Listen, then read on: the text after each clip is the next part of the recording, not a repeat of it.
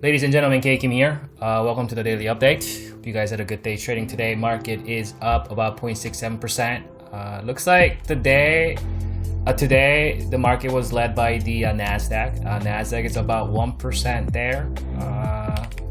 I think, yeah, around 1% there on the Nasdaq. Russell 2000 looks like pretty much flat. Semiconductor also was flat today, and I think the banks were also flat. I think the Dow did I don't know, 0.3% or something like that. So Nasdaq led the way, S&P 0.6%, but looks like market continues to march higher, transport. And so I think another one that we've been talking about, one of the lagging sectors was transport. So it looks like transport making its run up now, right? So you kind of start to see that some of these lagging indices start to coming up, on a day like today. It's good to see the transport outperforming the market today. But anyhow, let's look at this market here. So we've been talking about this rare signal, this week, and because the market got into an overbought sentiment somewhere here, and then we talked about gapping up, move sideways, kind of that made buyers to kind of rest, looking for the right moment to kind of push up higher again. And so we saw that move, we gapped up again. Buyers are already dealing with overbought sentiment, and this is how they're gonna move. They go up, sideways, go up, sideways, go up, right? So that's what happens when when they're dealing with the overbought sentiment. So they can't push up every single day, every single hour, but they'll kind of lethargically, like they go up, leg, and gap up, and they continue to march higher. And with that, we continue to cultivate higher lows and higher highs, right? Two gaps are open now, and the gap from before it's closed. So let's check out that oscillator real quick. So something we've been talking about this week, and we talked about how this is a very, very rare signal, right? This oscillator was designed to oscillate back and forth. We may hang around a little bit, but this is the first time that we're witnessing my oscillator just moving sideways like this, especially on the 65-minute chart. It doesn't happen a lot. You tend to see this happening a little more on the daily chart, not so much on the 65-minute chart. And I explained yesterday, so you can go back and watch yesterday's video to see what this means, what that oscillator sideways means. But I was tweeting out today. I want to kind of review it real quick. So this was earlier today. It's kind of got cut off here, but bear with me. So this was it's a Central Time. So this was what, 9:30, 10:30, about 2 hours and a half into the market, kind of a midday here. And this was when Spider was trading at 331.91. Where'd it go? Let's go back here. 331.91 here, as you can see. So what happened was, so this is, it looks like this is where it, so that was third. So this looks like this was first hour, second or third hour, right? Looks like we're just hanging around in that gap area. And with that sideways move, the oscillator start to kind of fall over here and kind of roll down. We talked about this support right here, and it's not a coincidence. I'm not just drawing random lines, and because this oscillator was intentionally designed to not only find the momentum and understand overbought, oversold sentiment, but to see where it's gonna confirm with the price support level, also the oscillator support level, right? So that's a potential support, and with any kind of support, right? Any kind of gap support, right? Uptrend support. You don't know it's a support until you see that support level acting as actually support. So support, potential support.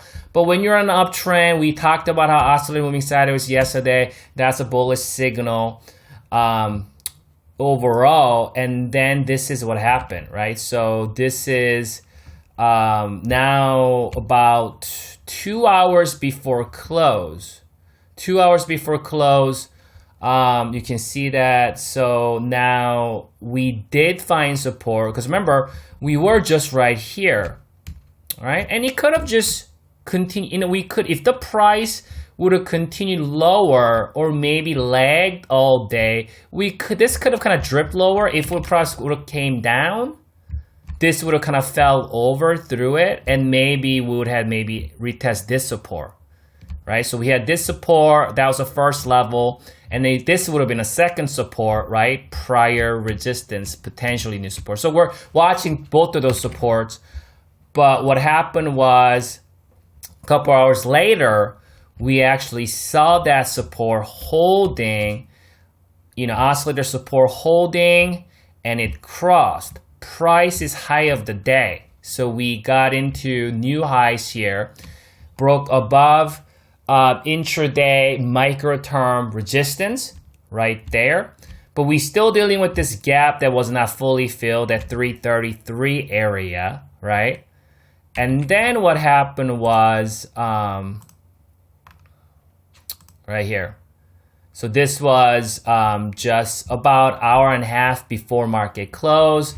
We continued to move higher, and the gap actually got filled. Gap got filled. That's what I was saying here. It got cut off here, but I was saying that gap got filled right there. So support, price gap support there. A couple hours later, the oscillator crossed up. It crossed price high of the day. A couple hours later, hour and a half or so later, the 333 gap is this gap. You see that that blue box there, this box, and then that gap got filled, right? And then with that, oscillator is continuing to cross. So you can see what's happening right now is we're not seeing the usual, cross up and down, right? That's kind of what the oscillator is meant to design to do, up and down. What we're seeing is very, very tight range up and down. So you see these tight range consolidations, we push again, consolidation, tight range, and we push again. So when you see this pattern occurring, when this signal appears, like I said yesterday, we don't know how long it's not going to go on. I guess obviously it's not going to go on forever, but we do not know at this point how long it can continue. We have a little gap here at 337 or so. We just feel 333 gap, right? We just feel that gap. A lot of times when the gap gets filled, it does act as resistance, as we know, but we barely saw anything there. We didn't see any resistance activities there. We hung around. We barely pulled back. We tend to see some kind of a last hour sell-off or something like that. We've been seeing something similar to that before. And despite the fact that we filled the gap at 333, we didn't see any kind of sell-off, or not really a sell-off, but like weakness towards the end of the hour. We didn't see that today. And that tells us its momentum is very strong, right? And are we still in over? Yeah, we've been in an overbought for quite some time now. We've been in an overbought since, since several days ago. So we actually continue to move higher after it's hitting overbought, and then oscillator just moving sideways. And even with that, we're still in that area. We're still in the area, but because the oscillator is moving sideways now, the overbought sentiment is not going to be a big help at this point. So we're here, we're getting close. I wouldn't look at this as some kind of wedge pattern on this oscillator. That's not how it works. it could just go like this continually, even if it breaks below this potentially a support, or we may come back down, right? Just like what we saw today. We saw that little come down, right? We came down a little bit, hit that rising uptrend support. So if we do see another pullback or another grind consolidation tomorrow or small pullback, this could come down like this and price just hang around, just float around, just moving sideways, right? And then this thing hits that pivot, right? Prior resistance, potentially new support, and then pushes another leg higher, and then this thing goes up again. So this is kind of a nightmare for the bears, because bears expecting for the market to pull back after it hit overbought sentiment here several days ago, but bulls are keep marching higher. They keep pushing higher. And they can continue to push higher. They can continue to move sideways, push, sideways, push. We don't know when. We don't know when it's going to stop, right?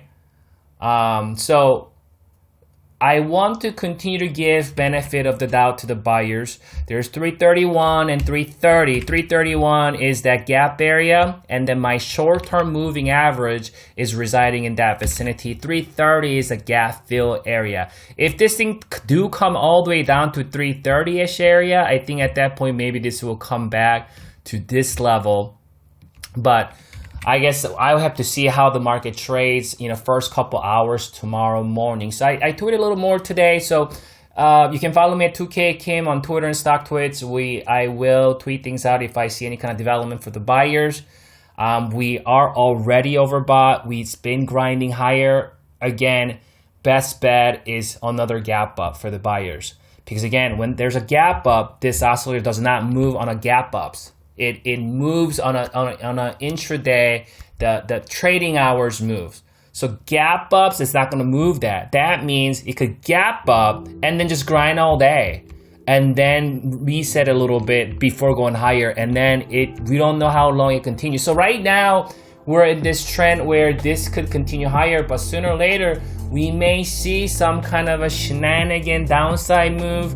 But that's just be a guess. There's no right now. There's no indication. There's no any kind of signal it's giving us. There's no downtrend indication. There's no bearish divergence or anything like that. We're not seeing anything. We don't even see any kind of a significant resistance. We did just feel the gap at 333, and it just stayed there.